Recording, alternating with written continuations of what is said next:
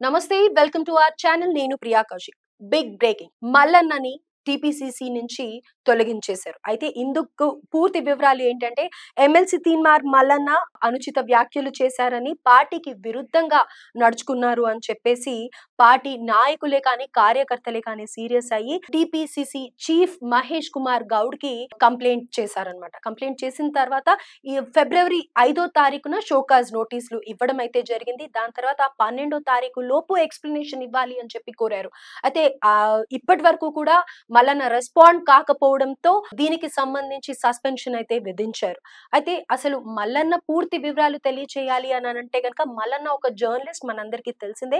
గత కొన్నేళ్లుగా ఆయనని మనం కొన్ని శాటిలైట్ ఛానల్స్ లో చూస్తూనే ఉన్నాం. అయితే ఇక్కడ వీళ్ళందరూ నిరుత్సాహపడేది ఏంటి అంటే, ఆయన గురించి మాట్లాడేది ఏంటి అంటే, ఒక చదువుకున్న వ్యక్తిగా జర్నలిజం లో ఉంటూ ఏది మాట్లాడాలో ఏది మాట్లాడకూడదో తెలుసున్న వ్యక్తి అయి ఉండి ఇలాంటి విరుద్ధమైన వ్యాఖ్యలు చేయడం, ఒక కులాన్ని తక్కువ చేసి మాట్లాడడం, లేకపోతే విరుద్ధంగా మాట్లాడడం కానీ, పార్టీకి విరుద్ధంగా బిహేవ్ చేయడం కానీ, ఇది ఎవ్వరు చేసినా కానీ క్షమించబోము అని చెప్పేసి చెప్తూ ఉన్నారు. దీనికి సంబంధించి కోమటిరెడ్డి వెంకటరెడ్డి కూడా రెస్పాండ్ అయ్యారు.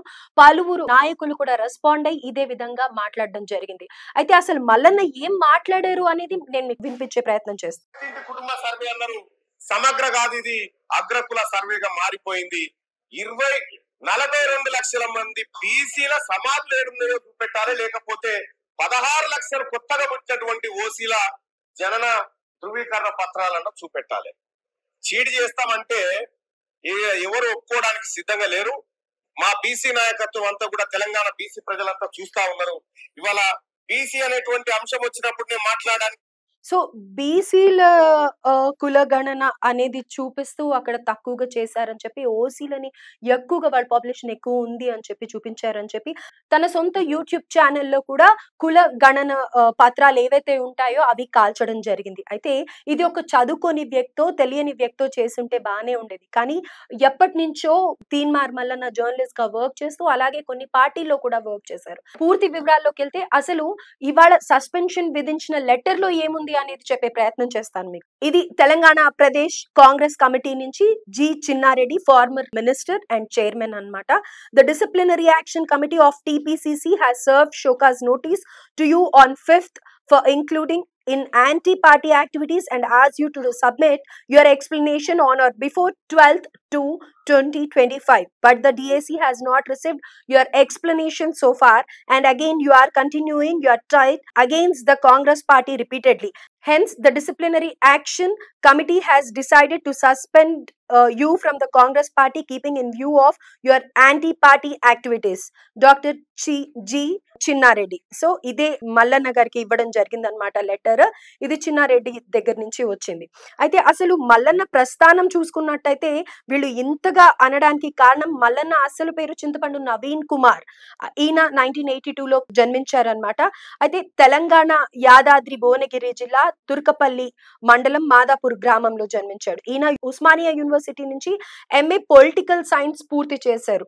అలాగే JNTU నుండి 2009లో MBA పూర్తి చేశారు. అంటే ఒక చదువుకున్న వ్యక్తి, అలాగే జర్నలిజం కూడా చదివిన వ్యక్తి ఇలా మాట్లాడడం, ఏవి మాట్లాడాలో ఏది మాట్లాడొద్దో తెలియని పర్సన్ అయితే కాదు. సో అన్ని దృష్టిలో పెట్టుకొని మాట్లాడారు అంటే ఈయనకి ఏంటి, పార్టీతో అసంతృప్త, లేకపోతే నిజంగానే కులాల మీద ఈయన కుల గణన సర్వేలో చూపించింది పాయింట్అవుట్ చేసి చెప్పాలనుకుంటున్నారా, ఇంకేమైనా ఇంటెన్షన్ ఉందా అనే ఉద్దేశంతో ప్రతి ఒక్కళ్ళు కూడా పార్టీ తరఫు నుంచి మండిపడుతూ ఉన్నారు.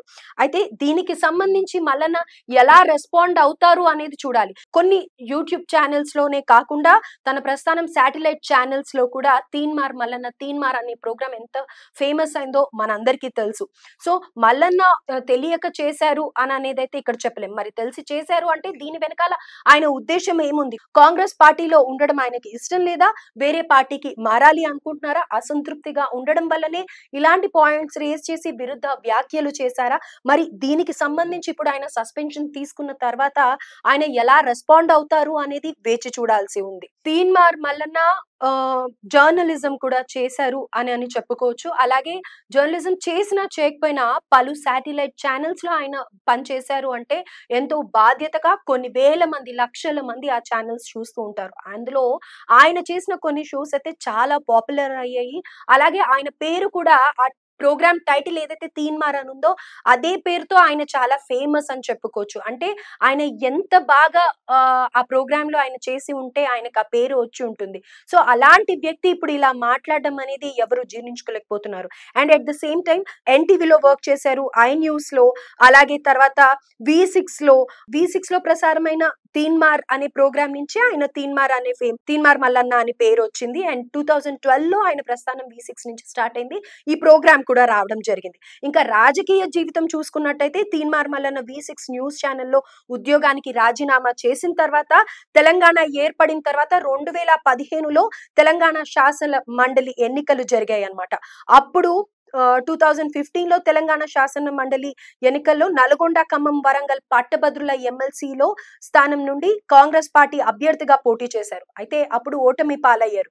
దాని తర్వాత 2019లో జరిగిన హుజూర్ నగర్ శాసనసభ నియోజకవర్గం స్థానానికి జరిగిన ఉప ఎన్నికల్లో స్వతంత్ర అభ్యర్థిగా పోటీ చేసి ఓడిపోయారు. దాని తర్వాత మళ్ళీ తీన్మార్ మల్లన్న 2021 మార్చిలో తెలంగాణ శాసన మండలికి జరిగిన ఎన్నికల్లో నల్గొండ, ఖమ్మం, వరంగల్ పట్టభద్రుల ఎమ్మెల్సీ స్థానం నుండి స్వతంత్ర అభ్యర్థిగా పోటీ చేయడం జరిగింది. తర్వాత రెండో స్థానంలో నిలిచి ఓటమి పాలయ్యారు.